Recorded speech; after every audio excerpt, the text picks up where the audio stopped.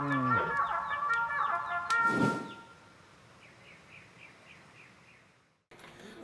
have to tell you, I have to start it off with the title. It's Showtime. What's great is it's Showtime people are fluid, and they have done a fantastic job with this. I mean, seriously, as someone who runs events, is this not cool? Have you ever been in a conference room where there's a fire pit in the back?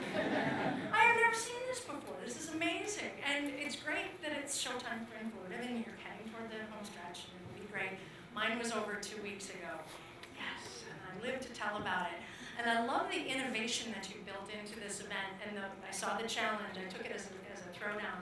No boring slides, so I am not speaking with slides. I am using the 21st century version of a 3x5 index card, however. So, but other than that, I want to talk to you a little bit about how we've mixed physical events and online marketing, online advocacy together. And the sheer fact that Influitive, which is all about building online,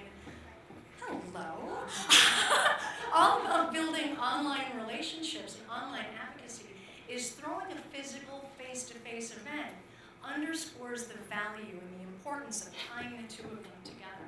So I think that the whole fact of being here says a lot about Influitive. It says a lot about all of you understanding how to tie those things together. So why am I here? Why am I talking to you about this? Well, I always like to say I've been at this a lot longer than I'd like to admit.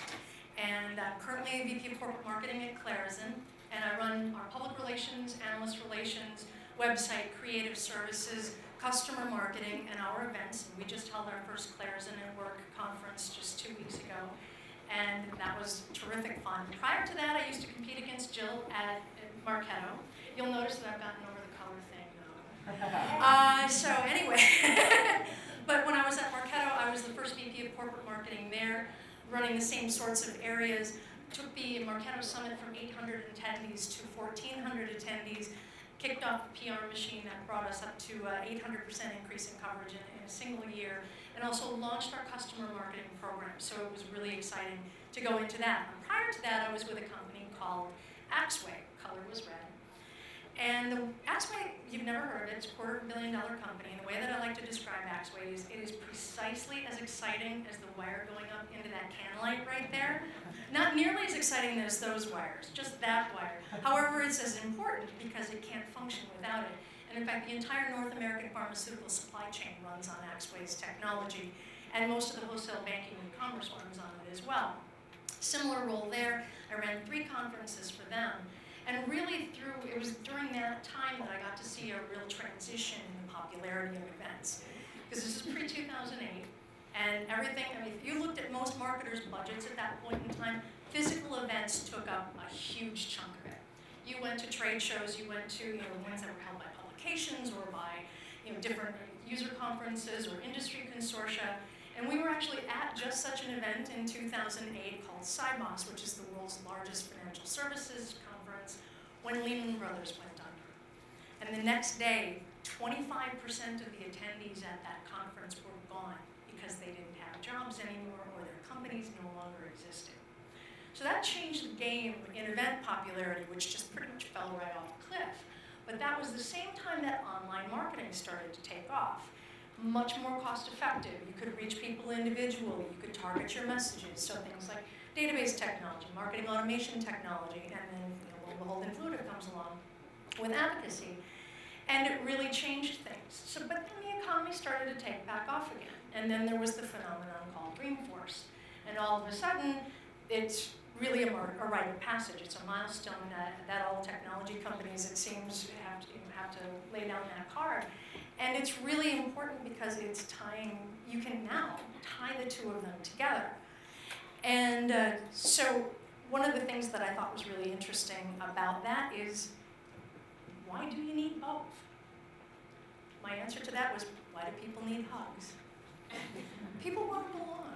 They want to be appreciated. They want to be understood. They want to forge real, authentic, face-to-face relationships with people, and those can then go out and cause online behavior that will do us all a whole lot of good, and that's why we're all here for this meeting today. So let's look at the differences between the two, and it's not like one is better than the other. It's that the two of them complement each other really well. So Physical events, they're great for people who are local or who have travel budgets and they can get out there and meet with people. Online is great because the scale is as unlimited as your imagination. You can go as far as you'd like. Events are great for the big bang. And that was one of the things that we were trying to go for with Clarizen's event because, well, I'll kind of get into that a little bit later, but Clarizen had never done anything like this before. We really wanted to establish a cool factor for the company. And you can only go so far with online channels, but we did something a little different. How many of you watch America's Got Talent? Oh, come on. All right, there you go. I appreciate it. So there was a dance troupe called Illuminate, and they performed in complete blackout conditions with LED lighting on their uniforms that change with the way that they're dancing. The music that's going on is really amazing. So rather than a video to start off our conference, we started with Illuminate. That woke people up at 9 o'clock in the morning, and then, told them that they're going to be at something a little different, something that was a little more cool. It kind of gave a little bit of cachet for Clarizen. We also had Adam Savage, who is the co-host of Mythbusters, as our keynote speaker. Our conference was all about disrupting the status quo and blowing up the old ways of working, and who better to talk about blowing things up than Adam Savage? So that was really fun. I actually got to do the equivalent of 40 minutes of improv comedy on stage with Adam Savage, which is the most fun I can have working. But anyway, and then the other thing is physical events give your company a face.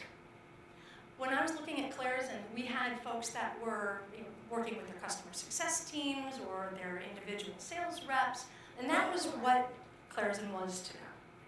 But by coming into this event, they were able to meet with, actually I heard over and over and over again, everybody at Clarizen is helpful. Everybody at Clarizen is friendly.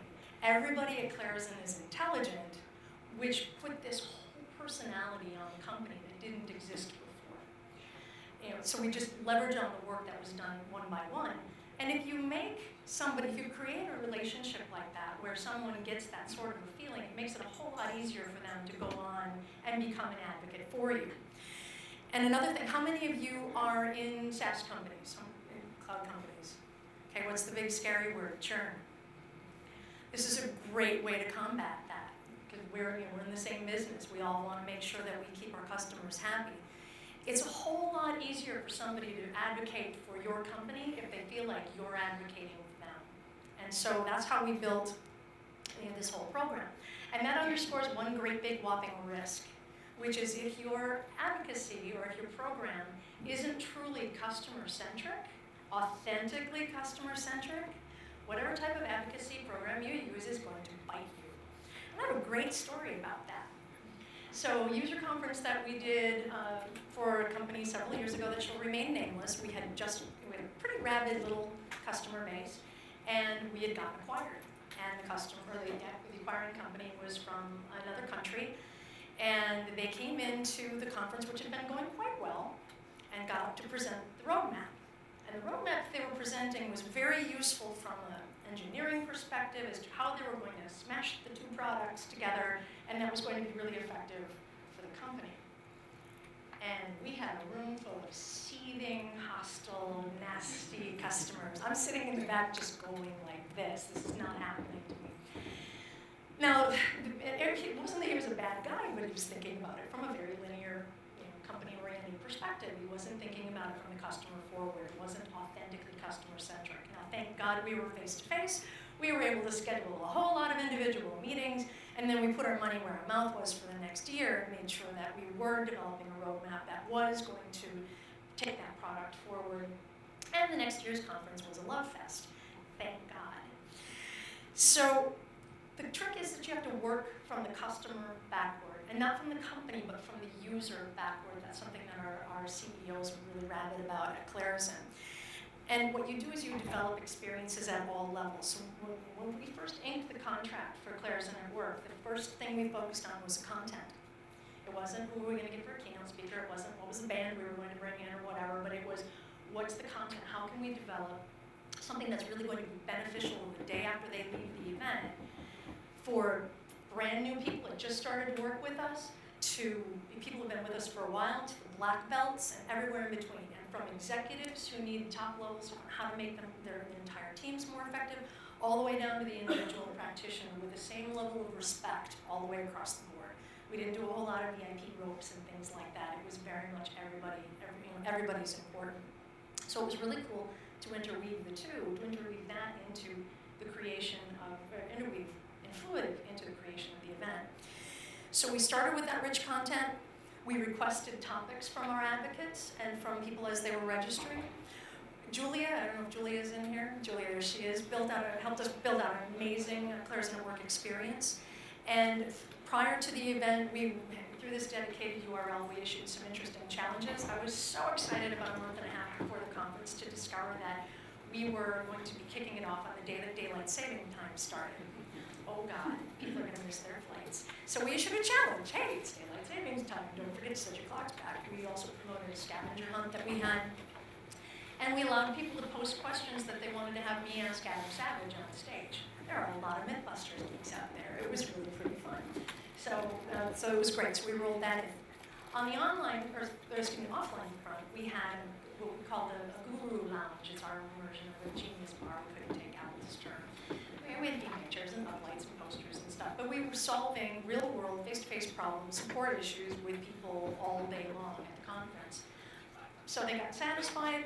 They felt taken care of. Right on the way out the door, there's a monitor where they can sign up for our Advocate Hub if they hadn't been part of it before. And that worked out great.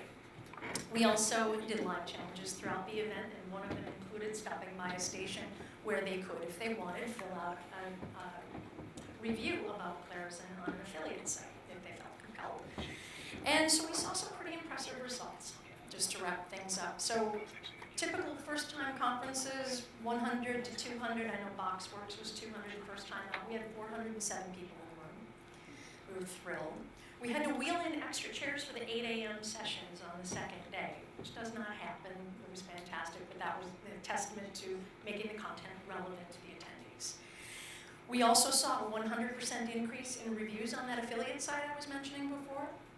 We had a 28% increase in the amount of active reviewers or active advocates that we had. We had a 50% increase in the number, or 57% increase in the number of challenges completed on a monthly basis. The conference itself had a 93% satisfaction rate, and 89% of them are planning to come again next year and bring their colleagues. So for any company, that would be worth a standing ovation, and that's why the show must go